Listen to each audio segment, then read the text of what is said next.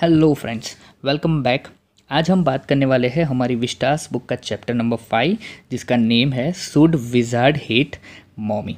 अब टाइटल तो बहुत ही इंटरेस्टिंग है। टाइटल के बारे में तो हम बाद में बात करते हैं। सबसे पहले हम बात करते हैं इस फ़ोटो के बारे में। अब भाई फ़ोटो यहाँ एनसीईआरटी की जो भी बुक पब्लिश कर रहा है उन्हें बहुत ही अच्छे तरीके से यहाँ पर इस फ़ोटो को अप्रोप्रिएट वे में यहाँ पर रखा हुआ है, राइट। अब फ़ोटो देख के तो पता चल रहा है कि इस स्टोरी में जो भी कुछ बात होने वाली है वो बात इस लड़की, एक छोटी सी बच्ची को रिलेटेड होने वाली है। तो सबसे पहले हम बात करते हैं उसके राइटर के बारे में, जिसका नेम है John Updike. Now you can see the photo here. अब फोटो को तो आपने देख लिया कि ये जो फोटो है वो जिसका पोज इस अंदाज में दिया गया है कि हम देख सकते हैं कि ये जो राइटर हुआ होगा वो उनकी टाइम में बहुत ही फेमस राइटर रह चुके होंगे। और हालांकि उनका जो लाइफ स्पैन अगर हम देखें, उनके करियर की अगर बात की जाए तो उनका करियर भी उतना ही अच्छा है। अब पहले तो हम बात कर लेते कि वो एक अमेरिकन नॉवेलिस्ट हुआ करते थे, ठीक है। अब नॉवेलिस्ट होने के उपरांत वो पोएट भी थे और शॉर्ट स्टोरी राइटर भी रह चुके थे। और हमारे लिए एक प्राइड मोमेंट है कि एनसीईआरटी ने इतने अच्छे जो ऑथर्स है उनकी जो स्टोरीज़ है वो हमें पढ़ने के लिए यहाँ पर दी हुई है। हमें इस बात पे प्राइड करना चाहिए कि ये जो ऑथर है जॉन अपडाइक, वो अमरीकी के जो लेखक है उनका जो सबसे अच्छा जो प्रेस्टिजियस अवार्ड माना जाता है, ठीक है, वो उस अवार्ड का नाम है पुलित्जर प्राइज़ फॉर फिक्सन, जो कि उनको एक नहीं 2 बार मिला है, राइट। और वो उन 3 ही लेखकों में से है जिनको ये अवार्ड मिला था। इट मीन्स यहाँ पर हमारे लिए बहुत ही एक प्राइड मोमेंट है कि हम उस लेखक के बारे में पढ़ रहे हैं, उनकी स्टोरीज़ पढ़ रहे हैं जो इतने पॉपुलर माने जाते थे। अब उनकी अगर लाइफ स्पान की बात की जाए तो उनके करियर में उन्होंने करीबन 20 ऐसी नॉवेल्स पब्लिश की है, राइट, जो कि बहुत ही पॉपुलर हुआ करती थी। और शायद 1 डज़न से भी ज़्यादा उन्होंने शॉर्ट स्टोरीज़ लिखी हुई है। और साथ में बहुत सारी ऐसी स्टोरीज़ भी बनाई है जिसे हम कह सकते हैं कि वो स्टोरीज़ केवल उन्होंने उनके बच्चों के लिए ही लिखी है, ठीक है। अब बात करते हैं हम स्टोरी के बारे में। अब हमारी जो स्टोरी है शुड विजार्ड हेट मॉमी, वो भी ऐसी ही एक शॉर्ट स्टोरीज़ है, राइट, जिन्होंने जॉन अपडाइक ने शायद उनके ही लाइफ स्पान में जो पर्टिकुलर उनकी जो लाइफ स्पान है उनमें उन्होंने जो महसूस किया है उसी के बारे में शायद उन्होंने यहाँ पर लिखा है। अब पहले तो हम थोड़ा सा सिनॉप्सिस देख लेते हैं कि इस स्टोरी में जॉन अपडाइक क्या कहना चाहते हैं। तो ये एक जो स्टोरी है वो एक छोटी सी बच्ची है, उसके इर्द गिर्द की बात है, राइट। अब उनकी जो पिताजी है उनका नेम है जैक, राइट। अब जैक की 2 बच्चे थे, उसमें से एक का नाम था जो और दूसरे का नाम है बॉबी, राइट। अब जो होती है वो 4 साल की होती है और बॉबी जो कि 2 साल का होता है। अब जैक जो होता है उसकी जो वाइफ होती है वो प्रेग्नेंट होती है और वो तीसरा बच्चा एक्सपेक्ट कर रहे होते हैं। अब यहाँ पर कहानी इस तरीके से प्रेजेंट की गई है कि जैक जो होता है वो अपनी जो बेटी जो होती है उसे रात को कहानियाँ सुनाने का उनको शौक़ होता है, राइट। अब उसकी बेटी इतनी छोटी है कि वो रात को सो नहीं रही होती है, तो उसे सुलाने के लिए जैक उसे कहानियाँ सुनाता है। अब उस कहानी में कभी कभार ऐसी स्टोरीज़ वो सुना देते हैं, ठीक है। उनकी जो शॉर्ट स्टोरी सुनाने का जो तरीका होता है वो बहुत ही सिंपल सा होता है, ठीक है। लेकिन एक मुश्किल तब क्रिएट होती है कि जब जो कहानी सुना रहा होता है जैक, तब उसकी बेटी उसे रोककर बीच में बहुत सारे ऐसे क्वेश्चन पूछ लेती है। अब क्वेश्चन ही बहुत ही नॉर्मल होते हैं। अब हम देखते हैं कि छोटे बच्चे बहुत ही ऐसे सवाल कभी कभार पूछ लेते हैं। से फॉर एन एग्जांपल ऐसा बताते हैं कि पापा ये जो बादल है वो बादल हरे रंग का क्यों होता है, राइट। अब इसलिए अब ऐसे ही एक क्वेश्चन के ऊपर जो जैक होता है वो परेशानी में आ जाता है और जो सवाल होते हैं उसे हल नहीं कर रहा होता है, ठीक है। तो हमें लगता है, माता पिता को लगता है कि बच्चों को वही करना चाहिए या सोचना चाहिए जो उन्हें बताया जा रहा है। उन्हें अपने माता पिता द्वारा बताई गई बातों पर विश्वास करना चाहिए। क्या ये एक सही रवैया है? अब ऐसी ही ये जो कहानी है वो ऐसी ही एक क्वेश्चन को हमारे रीडर को अब तय करने के लिए छोड़ती है कि आपको तय करना है, एक रीडर को तय करना है कि क्या सच में ऐसा किया जाना चाहिए, ठीक है। तो ये एक छोटी सी स्टोरीज यहाँ पर है। तो चलिए करते हैं स्टोरी की शुरुआत।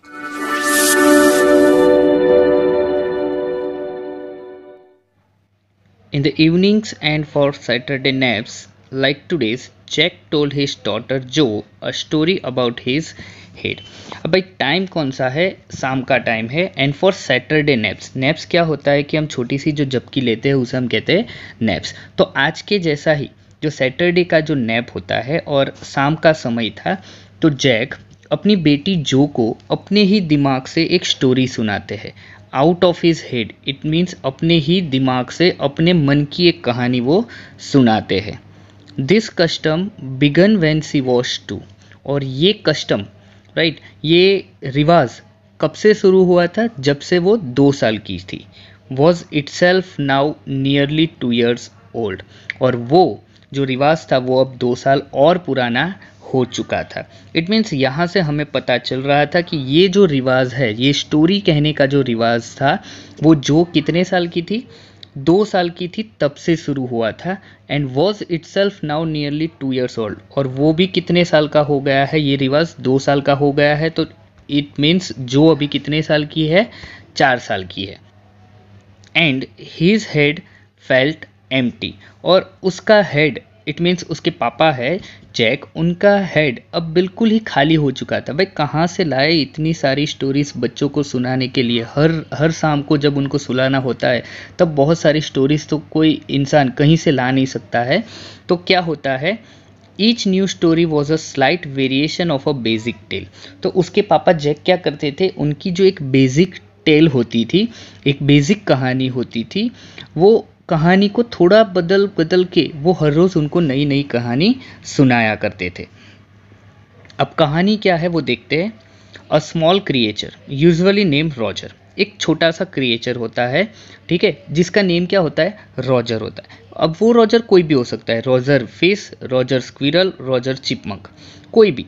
अब रॉजर नाम का एक कैरेक्टर होता है जो फिश भी होती है, स्क्विरल भी होती है, या चिपमंक यानी बंदर भी होता है. उसे क्या होता है, had some problem and went with it to the wise old owl. अब रॉजर नाम का जो एक कैरेक्टर होता है, उसे किसी भी तरीके की एक प्रॉब्लम होती है और वो एक वाइज आउल के पास, बहुत ही बूढ़ा और बहुत ही चतुर एक आउल होता है, उसके पास जाता है. The owl told him to go to the wizard. और आउल क्या करता है कि उसे भेजता है एक विजार्ड के पास. विजार्ड मैंने आगे बताया था, विजार्ड क्या है? एक जादूगर जिसे हम कहते हैं, उसके पास भेजता है. And the wizard performed a magic spell that solve the problem. और विजार्ड एक जादुई मंत्र लगाता है जिससे प्रॉब्लम सॉल्व हो जाती है. Demanding in payment a number of pennies greater than the number that Roger creature had. और उसके बदले में वो क्या डिमांड करता है? पेमेंट के तौर पे इतनी पेनीज वो डिमांड करता है जितनी जो रॉजर क्रिएचर होता है उसके पास नहीं होती है. इट मीन्स रॉजर क्रिएचर के पास जितनी भी पेनी होती है उससे कुछ ज़्यादा नंबर की पेनी वो डिमांड करता है वो प्रॉब्लम सॉल्व करने के लिए. But in the same breath directing the animal to a place where the extra pennies could be found. अब यहाँ पर एक फ्रेज दिया गया है, but in the same breath. In the same breath का मीनिंग क्या होता है कि एक ही साथ में दो बातें बताती नहीं. उसने पहले ये चीज़ बता दिया था कि वो डिमांड इतनी चीज़ें करता है और साथ में वो भी बताता है कि कहाँ पर वो एक्स्ट्रा पेनीस उसे मिलेगी. इट मीन्स जो एक्स्ट्रा पेनी वो डिमांड करता है वो कहाँ पर मिलेगी उस रॉजर कैरेक्टर को, उसका रास्ता भी वो उसे बता देता है. Then Roger was so happy he played many games with other creatures and went home to his mother just in time to hear the train whistle that brought his daddy home from Boston. उसके बाद क्या होता है कि वो इतना खुश हो जाता है कि वो बाकी सारे जो क्रिएचर्स होते हैं उनके साथ वो गेम खेलने लगता है.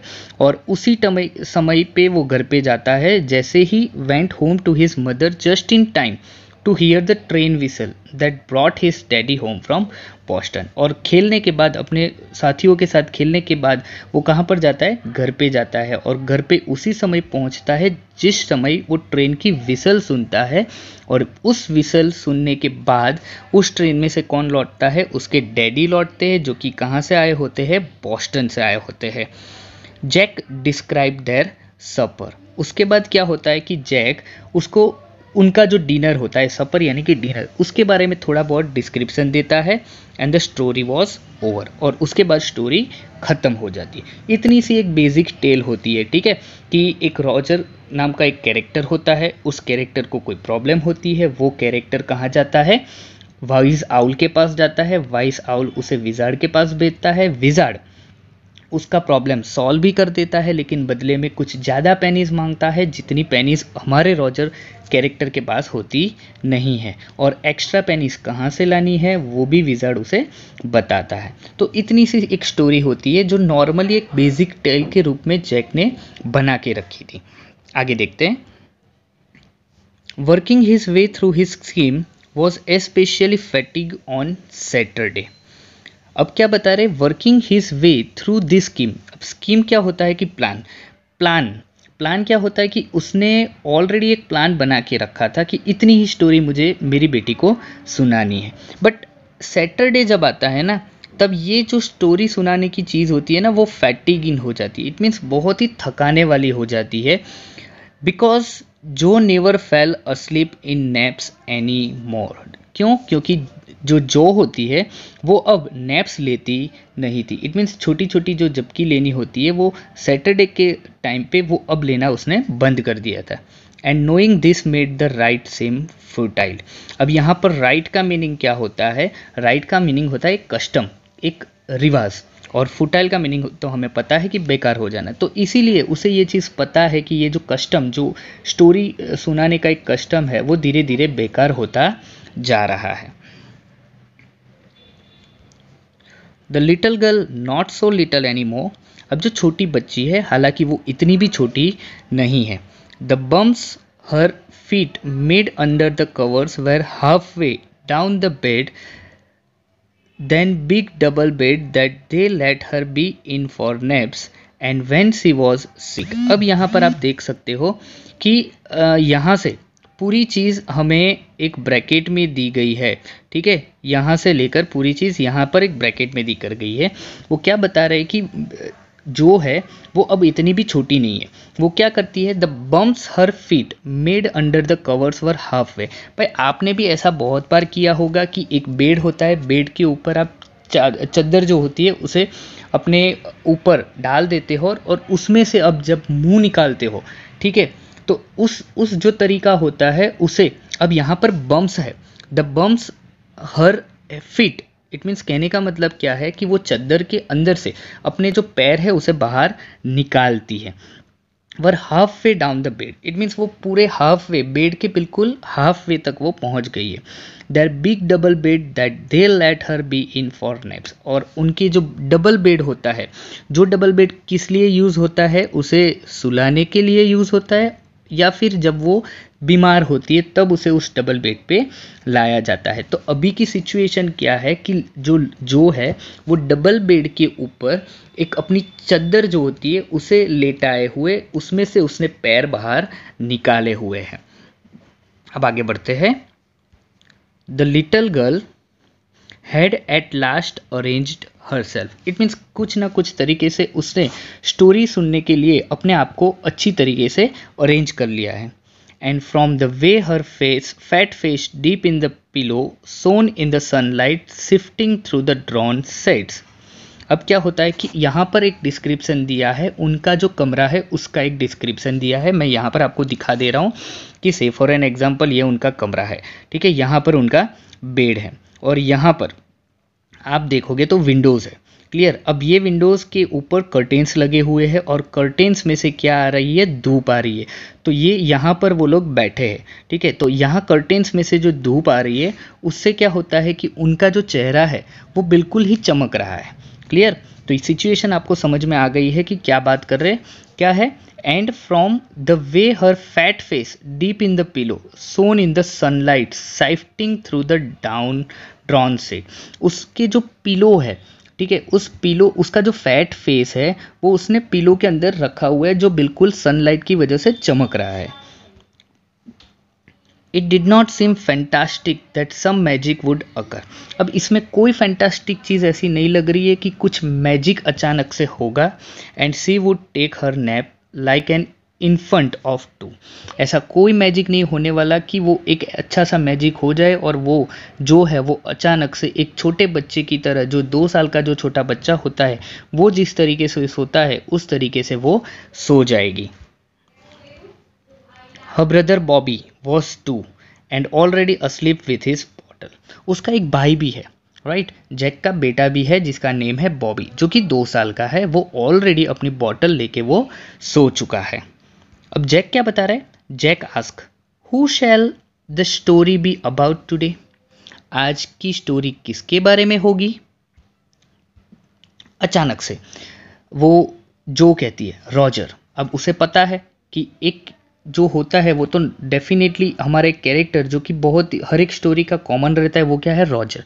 अब वो सोचती है, जो squished her eyes shut and smile to be thinking, she was thinking. अब वो जो क्या करती है कि अपनी आंखें बंद कर लेती है और मुंह पे एक बड़ी सी स्माइल लाती है और ऐसा दिखाती है कि वो अभी सोच रही है। हर आइज ओपन, उसकी आइज खुलती है। हर मदर्स ब्लू, और उसकी आइज बिल्कुल ही उसकी मम्मी की तरह बिल्कुल ही ब्लू कलर की है। और वो क्या बताती है? Skunk, she said formally. अचानक से वो कहती है, पहले उसने क्या किया?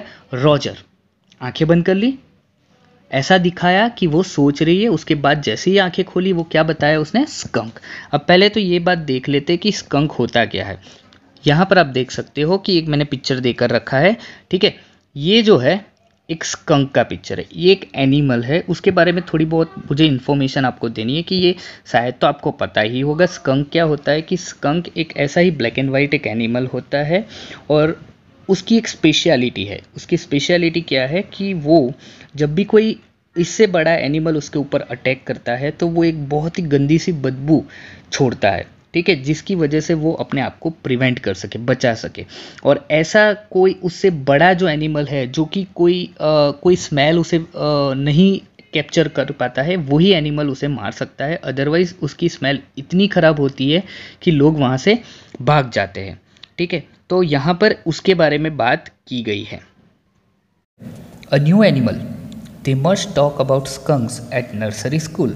तो जैक बता रहा है कि चलो आज तो एक नया एनिमल आया है और इसके बारे में तो शायद नर्सरी स्कूल में स्कंक के बारे में तो ऑलरेडी बता दिया है। Having a fresh hero momentarily steered Jack to creative enthusiasm. अब अचानक से एक बिल्कुल ही नया उनको हीरो मिल गया था और उसकी वजह से जैक थोड़े से क्रिएटिव होना चाहते थे और क्रिएटिव एंथुजियाज्म के साथ थोड़ा आगे बढ़ना चाहते थे। All right, he said, once upon a time, in the deep dark woods, there was a tiny little creature by the name of Roger Skunk, and he smelled very bad.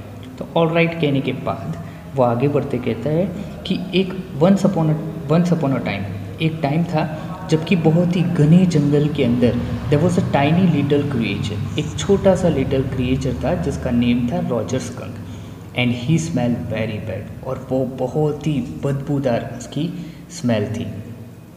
Yes जो से, जैसे ही जो को पता है, जो को बोलती है कि हाँ मुझे पता है कि स्कंक बहुत ही गंदा होता है।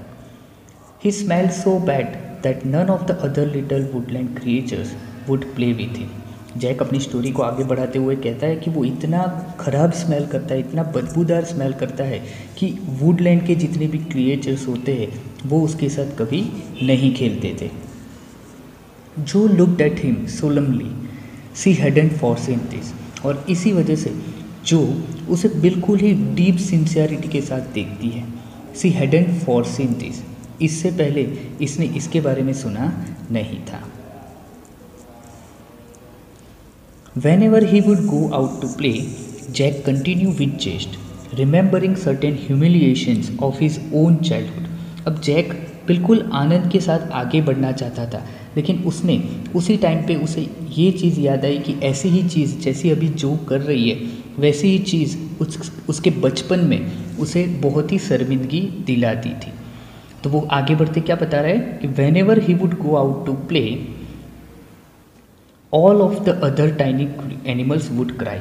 और जैसे ही स्कंक, रॉजर स्कंक बाहर खेलने के लिए जाया करता था, बाकी सारे जो टाइनी क्रिएचर्स होते वो रोना शुरू कर देते। ओहो here comes Roger stinky skunk, and they would run away.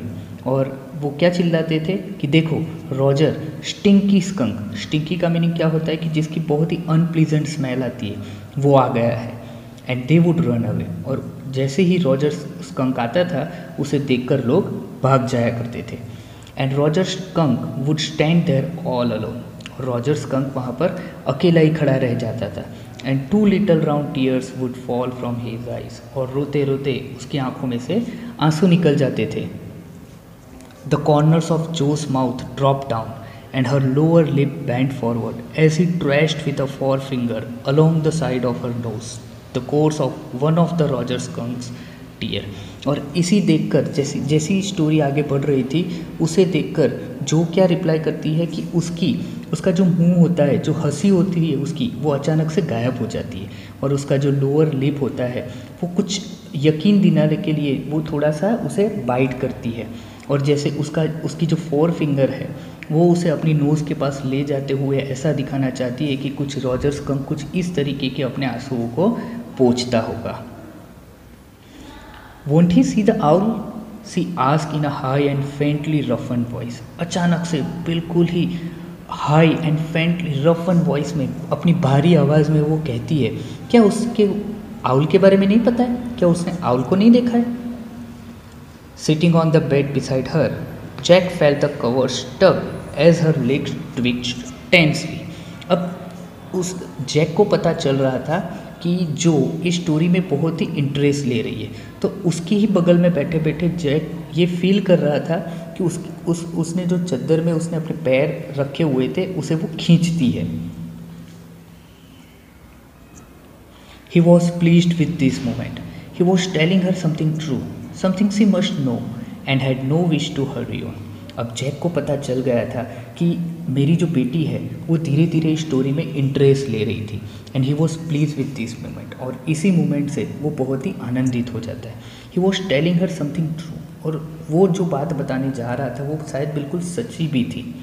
Something she must know, और ऐसी ही कुछ बात थी जो उसे पता होनी चाहिए। And had no wish to hurry on, और इसीलिए वो ज़्यादा जल्दी से जाने की बात नहीं कर रहा है, धीरे धीरे वो आगे बढ़ रहा है। But downstairs a chair scraped and he realised he must get down to help Clare paint the living room footwork. हालांकि अचानक से नीचे से चेयर को खींचने की आवाज़ आती है, और उसे तुरंत से पता चल जाता है कि उसे नीचे जाना है, और उसे नीचे जाकर अपनी जो वाइफ है क्लेयर, जो कि अभी एक लिविंग रूम में वुड वर्क का काम कर रही है, पेंट कर रही है, उसे वुड वर्क को पेंट कर रही है, तो उसे वहाँ पर जाकर उसे हेल्प भी करनी है। Well, he walked along very sadly and came to a very big tree, and in the tip top of the tree was an enormous wise old owl. अब हालांकि उसे पता चल गया था कि उसकी वाइफ उसे नीचे वेट कर रही है, फिर भी वो स्टोरी को आगे बढ़ाते हुए क्या बता रहा है कि अच्छा है, he walked along very sadly, इसीलिए रॉजर स्कंक आगे बढ़ता बढ़ता बिल्कुल उदासी से आगे बढ़ता रहता है। And came to a very big tree, और अचानक से एक बड़े से ट्री के नज़दीक आ जाता है। And in the tip top of the tree was an enormous wise old owl, और उसी पेड़ की नोक के ऊपर एक बहुत ही बड़ा चतुर सा बहुत ही बूढ़ा आउल रहता है। गुड, तो जो क्या बताती है ये तो बहुत अच्छी बात है। Mister owl, Roger skunk said, all the other little animals run away from me because I smell so bad. तो रॉजर स्कंक आउल के पास जाके अपनी जो आपबीती है वो बता रहा है कि बहुत सारे ऐसे एनिमल है जो मेरी गंदी स्मेल को देखकर भाग जाते हैं। So you do, the owl said, very very bad, और आउल भी बताते कि हाँ सच बात है, तुम इतना गंदा स्मेल करते हो कि आपको देखकर कोई भी भाग जाएगा। What can I do, Roger skunk से, रॉजर स्कंक ने बताया तो मैं क्या करूँ। And he cried very hard, और इतना बोलने के बाद इतना रो पड़ता है। द विजार्ड जो shouted and set right up and a little golden book spilled from the bed, और जो इस स्टोरी को सुनने के लिए इतनी दिलचस्प हो रही थी कि वो सामने से बता रही कि विजार्ड चिल्ला रही है वो, और जैसे चिल्ला रही थी वैसे ही वो अपनी बेड में से खड़ी हो जाती है, और जैसे ही वो खड़ी होती है कि उसके बगल में पड़ी हुई एक गोल्डन बुक अचानक से गिर पड़ती है, बेड से नीचे गिर पड़ती है। नाउ जो daddy is telling the story, do you want to tell daddy the story. अब जैक कहता है कि देखो डैडी तुम्हें स्टोरी बता रहे हैं ना, तुम चाहती हो कि तुम डैडी को स्टोरी बताओ। नो यू मी, तो जो कहती है कि नहीं आप मुझे बताओ। Then lie down and be sleepy, तो जैक कहता है कि तो फिर सो जाओ और सो जाओ। her head reels onto the pillow and she said out of your head। तो वैसे ही जैसे ही वो जैक उसे डांटता है तो वो क्या करती है वापस से, देखो रियल्स का मीनिंग क्या है, return to a less active और a war state. It means अचानक से वापस से वो बिल्कुल ही जैसे बिल्कुल लेस एक्टिव वे में वो वापस से अपने पिलो के अंदर अपना मुंह छुपा लेती है और कहती है out of your head, means आप जैसा बताओ वैसे हम स्टोरी सुनेंगे।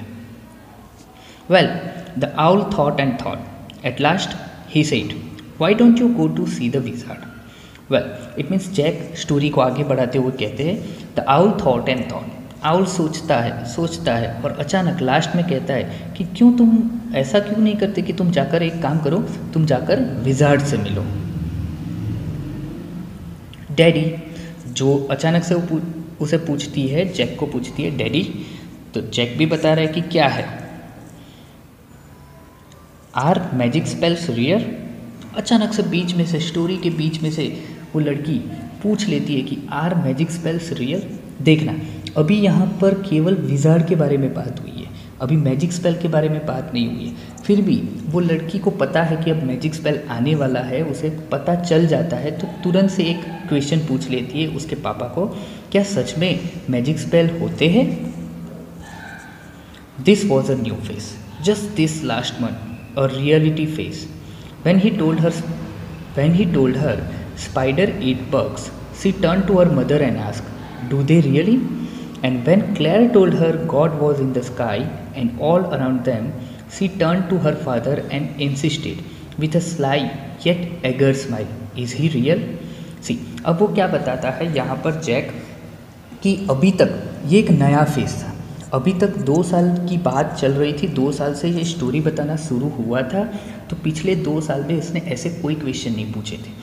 Just this last month a reality face, और पिछले ही लास्ट मंथ से उसने एक नया फेस शुरू हुआ है कि जैसे जैसे जॉब बड़ी होती जा रही है वैसे वैसे उसे कुछ नया सीखने का मन होता है। जैसे कि उसे अचानक जैसे उसे याद आ जाता है जैक को कि जब छोटे थे तो उसके मम्मी पापा उसे जो चीज़ के बारे में बताते थे उसे ब्लाइंडली वो फॉलो नहीं करते थे, वो कहीं ना कहीं किसी और के पास जाकर वो चीज़ का पुख्ता सबूत लेकर आते थे। तो यहाँ पर भी उसे पता चल रहा है कि जो एक बार की बात बता रहे कि when he told her spider eat bugs she turn to her mother and ask do they really.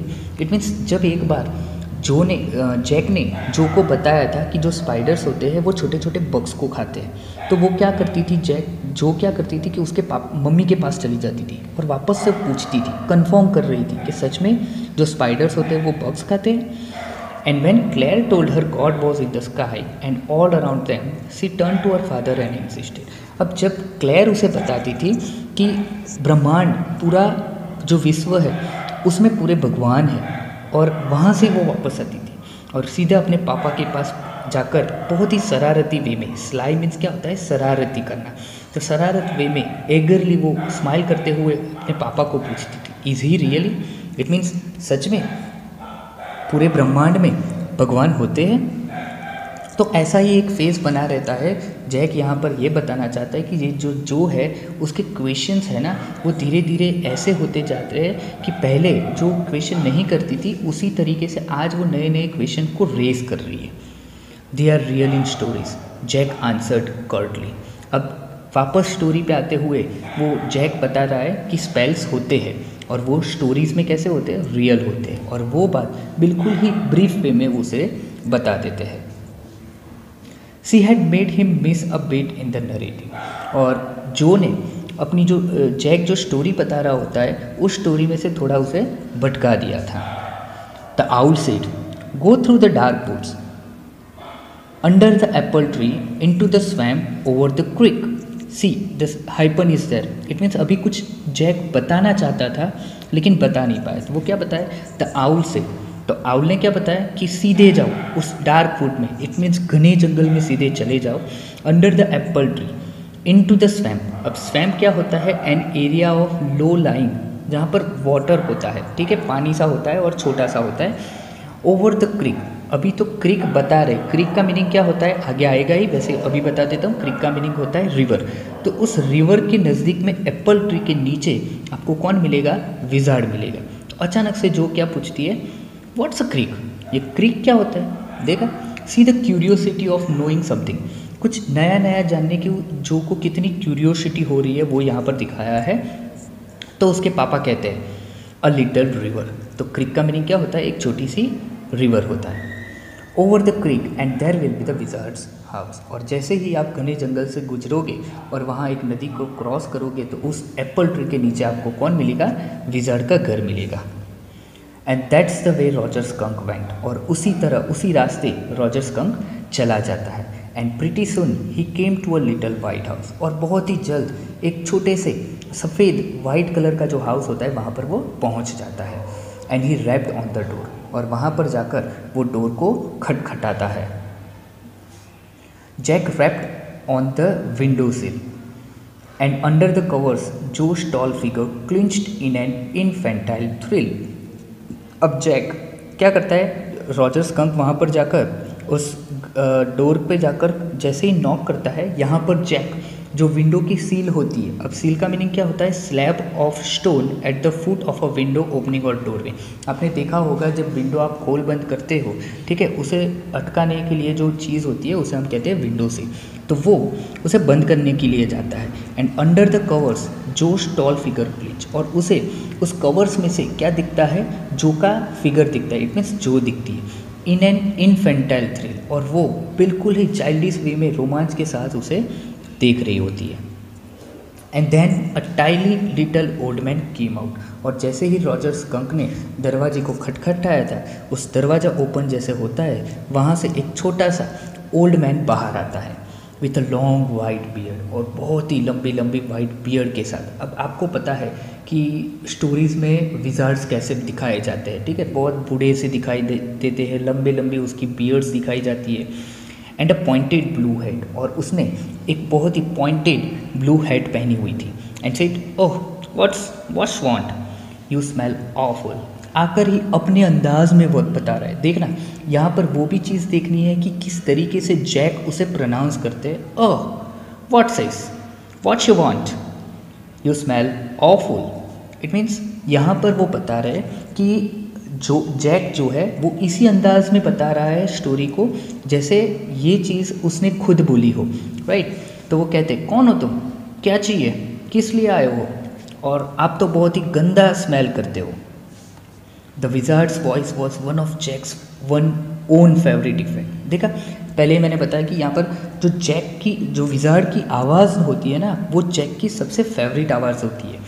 He did it by scrunching up his face and somehow winning through his eyes। देखो यहाँ पर दोनों का meaning दिखा है। स्क्रॉन्चिंग का meaning क्या होता है? Make a loud crunching noise. And whining का मीनिंग क्या होता है? The making of long high pitch, बहुत ही जोर से हाई पिच के साथ ऐसी ही आवाज़ जैसे विजार्ड आवाज़ निकालता है, उसी तरीके से वो अपने फेस के ऊपर एक्सप्रेशन लाता है और उसी अंदाज में वो अपनी आइज़ को ऊपर नीचे करके वो बताते हैं। Which felt for the interval roomy, और वही किस तरीके से वो जैसे जैसे वाटर ही जैसे हम देखते हैं ना, उस अंदाज में वो उस प्रकार से स्टोरी को बता रहे हैं कि जैसे हमें इंटरेस्ट आ जाए। He felt being an old man shooted, और जैक को भी पता है कि शायद ओल्ड मैन की आवाज़ उसे बहुत अच्छे से शूट करती है। I know it, Roger skunk said, and all the little animals run away from me.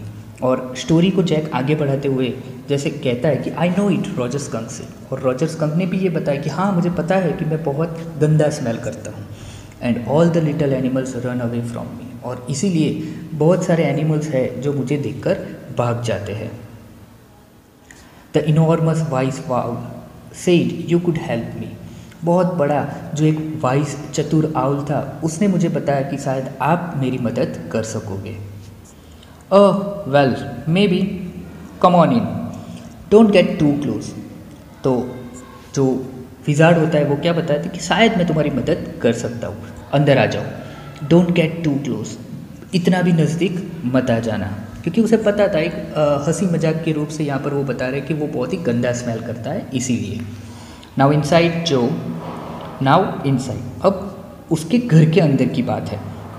जो there were all this magic things all jumbled together in a big dusty heap because the wizard did not have any cleaning lady. तो wizard उसे अंदर जैसे ही जो अंदर जैसे ही Roger skunk अंदर जाता है, विजार्ड उसे बताता है कि यहाँ पर बहुत सारी जो मैजिक थिंग पड़ी है बिल्कुल ही जम्बल्ड वे में पड़ी थी। इट मीन्स कुछ चीज़ें इधर पड़ी थी, कुछ चीज़ें उधर पड़ी थी और कई सारी ढेरों में पड़े हुए थे। और वो बता रहा है कि because the wizard did not have any cleaning lady, और वो विजार्ड उसे रॉजर स्कंक को बताता है कि ये चीज़ें इसीलिए इधर उधर पड़ी हुई है क्योंकि विजार्ड के पास ऐसी कोई लेडी नहीं है जो ये सब चीज़ों को अच्छी तरीके से रख पाए। Why? Because he was a wizard and a very old man. तो जो उसे पूछती है कि ऐसा क्यों, तो जैक आंसर देता है Y because he was a wizard and a very old man, क्योंकि वो एक विजार्ड था और वो बहुत ही बूढ़ा इंसान था। Will he die? क्या वो मरते हैं? इट मीन्स क्या विजार्ड्स मरते हैं? No, wizard don't die. तो जैक बताता है कि नहीं, विजार्ड्स नहीं मरते। Well, he rummaged around and found an old stick called a magic wand and ask Roger Skunk what he wanted to smell like. अब स्टोरी को आगे बढ़ाते हुए जैक आगे क्या बताता है कि well he rummaged around, it means जो विजार्ड होता है वो अपनी छड़ी को ढूंढने के लिए इधर उधर सारी चीज़ों के पास जाता है और वहाँ पर अपनी छड़ी को ढूंढता है। And found an old stick called a magic wand, और एक बहुत पुरानी सी एक स्टिक ढूंढ के लाते हैं जिसे हम कहते हैं एक magic wand. And ask Roger skunk, और वो तुरंत आकर रॉजर स्कंक को बताते हैं कि what he wanted to smell like. आकर ही पूछते हैं कि तुम्हें किस प्रकार की स्मेल चाहते हो। Roger thought and said roses. Roger बहुत सोचता है, बहुत ही सोचने के बाद वो बताता है कि आई वॉन्ट अ रोजी स्मेल। इट मीन्स मैं कैसा स्मेल करना चाहता हूँ, एक रोज़ की तरह स्मेल करना चाहता हूँ। यस, गुड, जो सेड स्मगली। और जो कहती है कि हाँ, स्मगली का मीनिंग क्या होता है कि बहुत ही जैसे सेटिस्फैक्शन के साथ जैसे हम कहते हैं ना, उसे हम कहते हैं स्मगली। तो जो भी कहती है कि हाँ ये सही बात है, रोज़ की स्मेल बहुत अच्छी होती है। Jack fixed her with a trance like gaze and chanted in the wizard's elderly irritable voice. अब जैक वापस से उसकी फेवरेट आवाज़ निकालने का ट्राई कर रहा है। वो उसकी ओर बहुत ही देखता है, एक टक उसे देखता है और विजार्ड की इरिटेबल वॉइस में क्या कहता है, abracadabra hocus poo Roger Skunk how do you do roses broses pull and ear Roger Skunks you never fear bingo. It means जैसे विजार्ड अपना कोई एक जैसे मंत्र बताते हैं ना, उसी तरीके का मंत्र यहाँ पर भी बोलता है कि abracadabra hocus poo Roger Skunks how do you do roses boses pull and ear Roger Skunks you never fear bingo. It means यहाँ पर एक स्मेल, एक मंत्र यहाँ पर बोल दिया है। ओके सो स्टूडेंट्स, यहाँ पर हम कंप्लीट कर रहे हैं हमारे पार्ट 1 को। आपको ये पार्ट कैसा लगा उसके बारे में कमेंट बॉक्स में कमेंट करके ज़रूर से बताना। और हाँ फ्रेंड्स, जाते जाते इस वीडियो को लाइक करते जाना और अपने फ्रेंड्स के साथ उसे शेयर करते जाना। तो चलिए, बहुत ही जल्द मिलते हैं हमारे पार्ट नंबर 2 के साथ। तब तक के लिए जय हिंद।